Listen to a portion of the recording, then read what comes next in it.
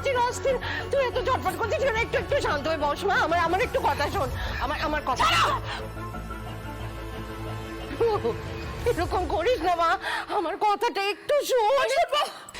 এতগুলো বছর ধরে তো শুধু তোমার কথাই শুনে এসেছি মা। আর কি ফলটা হলো?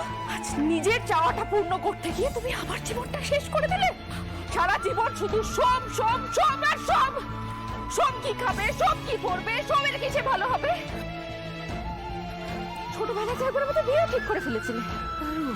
সেই চাওয়াটা পূর্ণ করতে গিয়ে আজ তুমি আমার সাথে এই নোংরা খেলাটা খেললে। ভগবান জানেন, ঈশ্বর আছেন, তুমি জানেন আমি যা করেছি তোর ভালোর জন্য, তোর জীবন যাতে না নষ্ট হয়েছে এই জন্য। কার ভালো চেয়েছো তুমি মা? আমার না সোমের? সোমের ভালো চাইতে গিয়ে তুমি আমার সাথে এই জঘন্য ষড়যন্ত্রটা করেছো।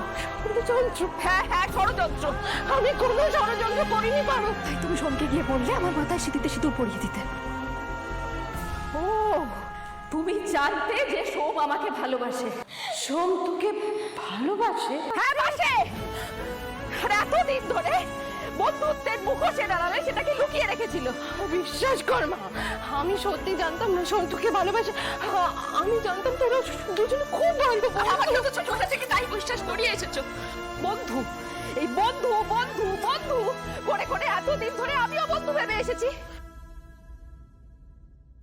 সিদ্ধার্থ কোথায়? সিদ্ধার্থের সাথে কি করেছো তোমরা? তুমি আর সোম মিলে কিছু ষড়যন্ত্র করেছো না? তোমরা তুমি তো জানতে সব। আমি কিছু জানি। তুমি কি করেছো সিদ্ধার্থের সাথে? বলো সিদ্ধার্থের সাথে কি করেছো? দেখে আছে তো? দিদি প্লিজ তুই একটু শান্ত হ। কোনো মা কখনো তার সন্তানের খারাপ চাইতে পারে না। চুপ কর তুই!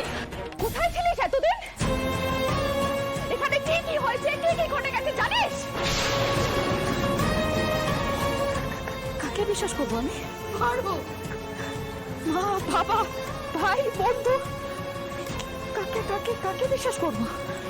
কাকে বিশ্বাস করবো এই পৃথিবীতে?